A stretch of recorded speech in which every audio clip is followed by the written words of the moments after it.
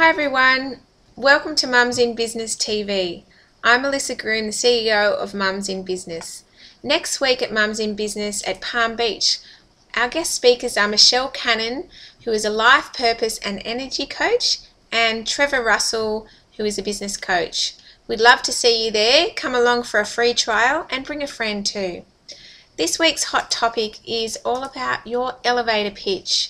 Now, your elevator pitch is what you say to people when people ask you what you do in your business.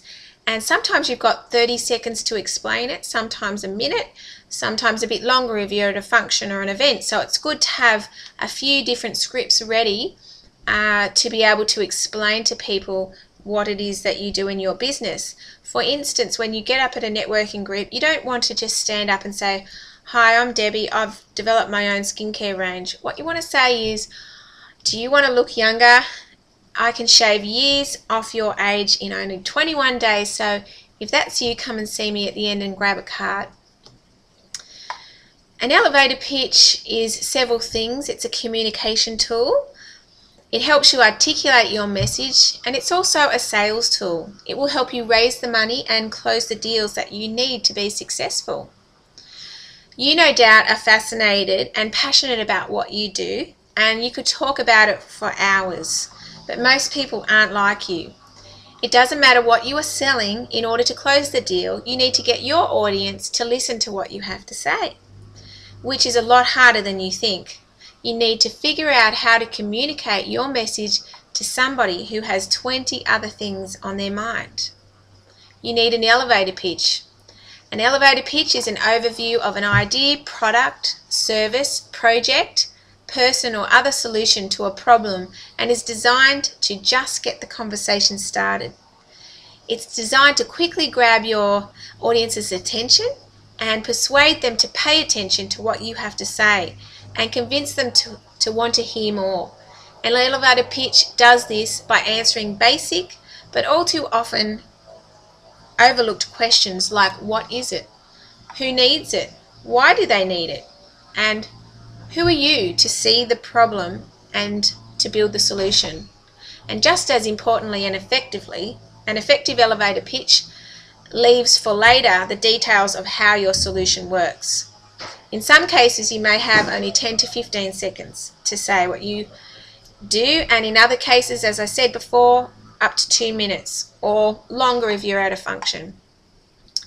So when writing your elevator pitch, keep in mind that most people speak around about 125 words per minute, and when it comes to a word budget for your elevator pitch, you're talking about 25 or so words on the low side and 250 words at the absolute maximum.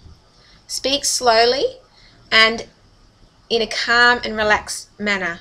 If you rush through your elevator pitch, you are more likely to damage your credibility by sounding disorganized. And the point of an elevator pitch isn't to get into every detail of your solution. All you want to do, and have time to do, is make sure that your audience understands what you are talking about and what's in it for them at a fairly high level. Getting into the details of our solution during your elevator pitch will only confuse people.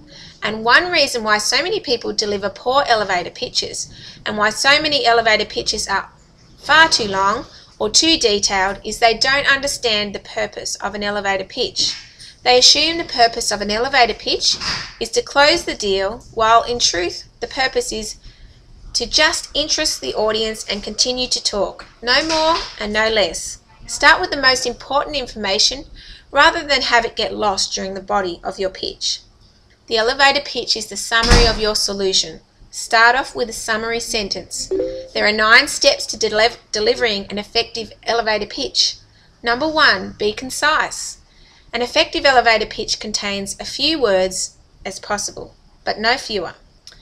Make it clear. Rather than being filled with acronyms, an effective elevator pitch can be understood by your grandparents, your spouse, and your children. Number 3, make it compelling. An effective elevator pitch explains the problem your solution solves. Number 4, make it credible.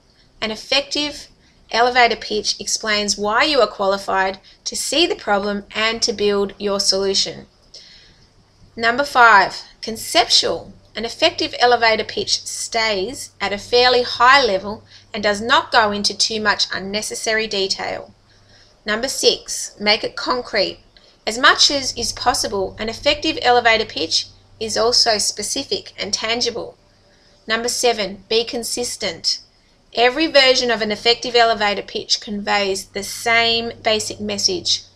Number 8, customized. An effective elevator pitch addresses the specific interests and concerns of the audience. And number 9, conversational. Rather than being too close to the deal, the goal of an elevator pitch is to just set the look, to start a conversation or dialogue with the audience. One of the best ways to persuade others is with your ears, by listening to them. The other thing I want to just mention quickly is when you go to a networking event, I often hear people walk in and say, "Hi, I'm Jenny. I have my own handbag business. I also have 3 other businesses, and I help my husband do his books for his landscaping business." Now that's all good and well. We're very great at multitasking. But when you go to a networking group and you're saying your elevator pitch, just stick to the one business. That way you're not going to confuse those around you on how they can best support you and help you grow your business. I'm Melissa Groom. I hope you enjoyed this episode of Mums in Business TV. Have a great week, and I hope to see you next week at Mums in Business. Bye for now.